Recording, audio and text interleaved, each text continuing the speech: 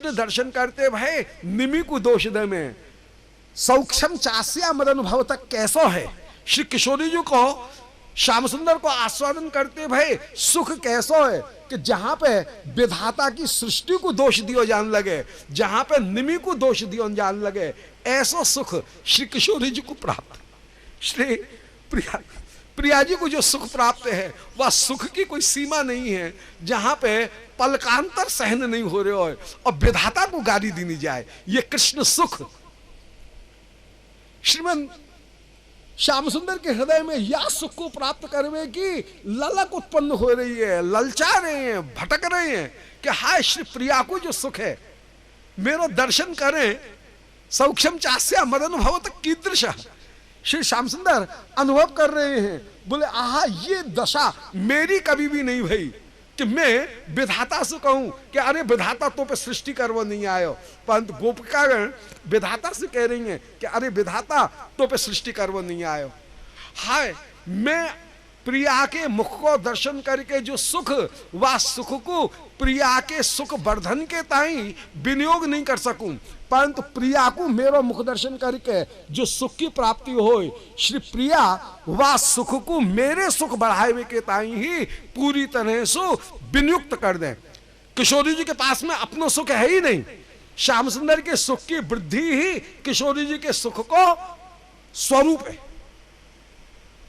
ऐसो जो सुख, कितनी बारीक बात, और वो सुख श्री श्याम सुंदर को प्राप्त नहीं है। श्याम सुंदर व्याकुल हो रहे हैं वह सुख को अनुभव करने के ताई, और आप अनेक अनेक बार श्री प्रिया जी के सामने ही आए के, प्रिया जी के गवाक्ष के सामने आए के आप ठाड़े हो जाएं, अपने आप दस्येत सुहृदाशिष एषः, आगे वर्णन करेंगे, अपने मुख को श्री प्रिया जी को दिखाते भय पुनः पुनः आप श्री प्रिया के सामने आए के उपस्थित हो जाएं।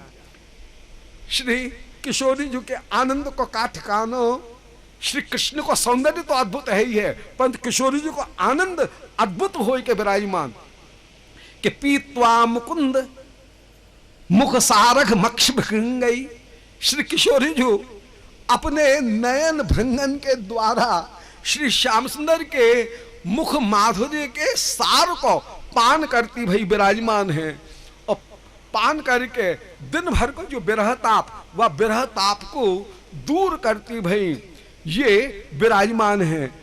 श्री तत्सत्कृतिम समधिगम्यो, श्री श्याम सुंदर को सत्कार कर रही हैं, अर्थात श्री किशोरी जी ने प्यारे की ओर देखते भय अपनो अवगुंठन कियो, और अवगुंठन करके मानो किशोरी जी संकेत प्रदान कर रही हैं, बोले प्यारे जासवे में कमल छिपेंगे तब प्रदोष काल में मेरो आपके संग में कमल कुंज में दर्शन होएगो। ऐसे संकेत के द्वारा श्री प्रिया जो हैं वो प्रिया श्याम सुंदर को सत्कार करते भय विराजमान हो रही हैं, संकेत करते भय कि भवन प्रांगण संगतम अनंग रस मंगलम कृष्णम सकृदवलोक्य सनीलम राधा पिदधे वगुंठेन।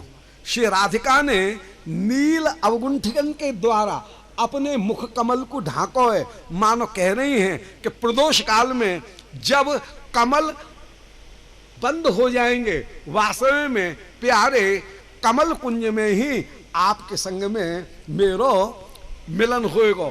ऐसे कुंज को संकेत करके श्री किशोरी जी तत्सत्कृतिम श्याम सुंदर को सत्कार कर रही हैं, और श्री श्याम सुंदर वह सत्कार को प्राप्त करके अपूर्व रूप से आनंदित हो रहे हैं।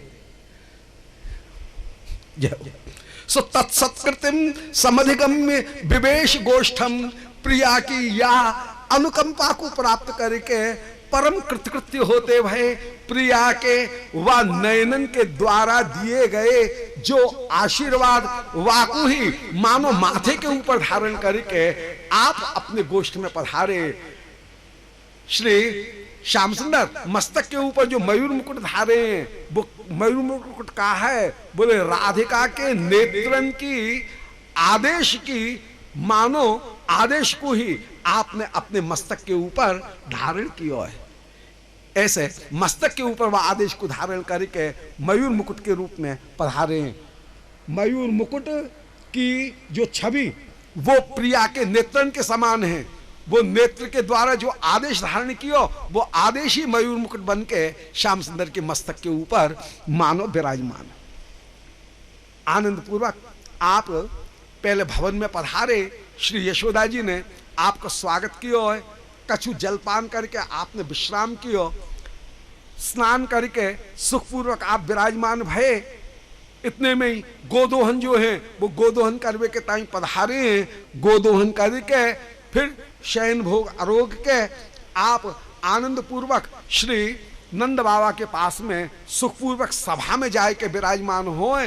फिर आप शयन करते भाई विराजमान होए। फिर वहां से उठ के सुखम सुषुप्तुर ब्रजे, पहले ब्रज में शयन करें और ब्रज में शयन करके फिर निकुंज मंदिर जो है वो निकुंज मंदिर में आप प्रदोष काल में अभिसार करते भाई, फिर रास विलास करते भाई श्रीमद वृंदावन में क्रीड़ा करते भाई विराजमान हो।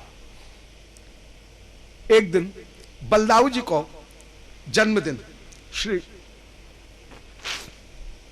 बलदाऊ जी गैया चराए हुए गए नहीं, श्री कृष्ण अकेले गैया चराए हुए के ताई गए हैं। आज आपने काली हृदय को जो रास्ता है वो पकड़ो है। आपकी गेंद कहूं चली गई होगी, रसकर ने ध्यान किया, श्रीमद् भागवत में तो नहीं है गेंद को प्रसंग, परंतु रसकर ने ध्यान किया, गेंद कहूं चली गई, बहाना बनाए कि आप सब खान से कह रहे हैं, बोले भैया मैं अपनी गेंद लेके अभी आऊं। सो कृष्ण कदम मधुरूढ़, जो हरो वृक्ष कदम वृक्ष वा के ऊपर आप चढ़े।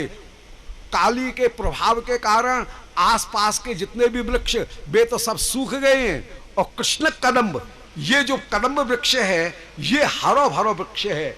वह कृष्ण कदम्ब के ऊपर, कहूं कृष्ण कदम्ब अधिरूढ़ है, कहीं कृष्ण कदम्ब अधिरूढ़ है। जहां कृष्ण कदम्ब अधिरूढ़ है वहां पर तात्पर्य होगा कि अमृत के प्रभाव के कारण वो एक वृक्ष ही केवल हरो भरो, और आसपास के जितने भी वृक्ष वे तो काली के विष के प्रभाव से सूख गए। श्री कृष्ण वह वृक्ष के ऊपर चढ़े और जो कूदे आपके चरण के प्रभाव के कारण संपूर्ण काली को विष निर्विष हो गयो है, निर्वीर्य हो गयो है। श्री कृष्ण ने जो काली हृदय में प्रवेश किया, काली क्रोधित होए 101 फणन को लेके आपको पकड़वे के ताई आयो। ब्रजवासी व्याकुल हो गए, आबाल वृद्ध बनिता सबके सब कृष्ण को ढूंढवे के ताई जासवे में चले हैं। दूर काली से लिपटे भाई कृष्ण को देखो, सब काली हृदय में कूद के अपने प्राण को त्याग कर वो चाहे। बलदाऊ जी ने सबन को धैर्य प्रदान किया। आपने ब्रजवासी की विकलता को दर्शन करके अपने अंग को पुष्ट किया है, काली के बंधन से मुक्त भय।